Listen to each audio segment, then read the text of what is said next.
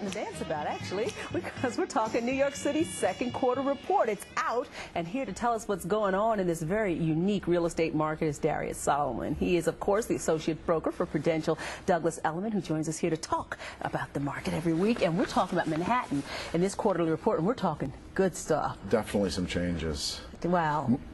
Moving forward, I mean, it's really, we saw continuations as we discussed in past segments. Right. How changes from the first quarter led into now the second quarter changes, which were quite strong. And now we're talking strictly Manhattan, not the 5 boroughs. Yes, the island of Manhattan only. And what we're looking at is an incredible triple digit. A real large change. If we're looking from second quarter of 2006 to 2007, 104% increase in the number of sales. Now, it's always good to look at an annual change, and we'll talk about the quarter as well, but that's really an incredible step forward in time.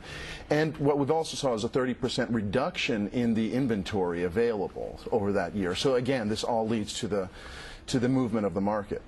Definitely, and it is moving only up. You're even talking about with regard to the number of I'm sorry, Darius, I just bit my tongue because that 104% really got me. I know, it's quite a change. The number of sales up and the inventory dropping, and you're not getting those discounted rates. No, what we're really seeing again is a continuation of moving of people out there in the market. Negotiability itself has gone down somewhat from last year, looking at 3%. When we say negotiability, is the amount of space you have from a price down to about 2%.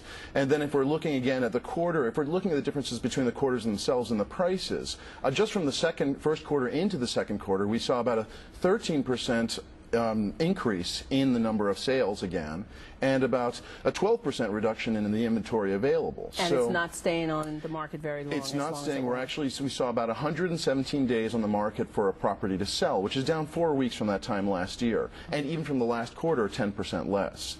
So if we're looking at, again, how long it takes, that really that's a sort of a bell mark of how long people are out there and how quickly an apartment sells. And we were talking about the list prices, and normally you can come in and say, hey, you want 200 grand for that? I'll give you $199. Ain't happening. Well, that's an important thing. And realistic pricing is what also brought people into the market to see less negotiability.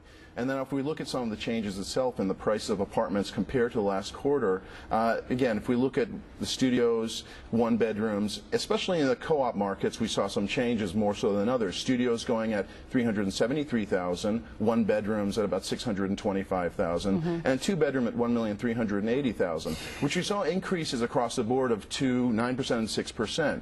Now, condominiums, we saw a little bit less of a shift. Again, remember, the New York market is 80% co-op, 20% condo. In studios, we saw the average condo studio going at $512,000, which is actually a slight decrease from the prior quarter. One bedrooms at $828,000, and two bedrooms, which isn't on the screen there, at about $1,750,000, which was a slight increase from the prior quarter as well. So again, this is a continuing trend as we move along into the summer. It's been a little bit. Normally we look at the summer months as quieter. Yes. But being that inventory still remains low, we don't anticipate any sudden shifts in the market. Interest rates, although we saw some back and forth, have remained fairly low, and people are out there interested in looking. So if your inventory is low, you come across something, should we be looking to buy now? You should definitely always consider, if you're looking for the long term, and you look at your monthly budget, you'd be surprising how close renting versus buying can be, especially in a co-op purchase. With condominiums, a little bit different, but it's well worth getting out there, especially if you're looking to purchase in the long term, to consider the differences between how much it'll cost you to own versus rent. And if you have enough left to buy a $200,000 parking space, it's a bonus, right? Hey, yeah, and it's surprising. You know what? Well, if you can get a spot, you can just put your car, instead of putting quarters in the meter, why not? All right, Darius. Darius Solomon, always a pleasure to have you. Thank you so much.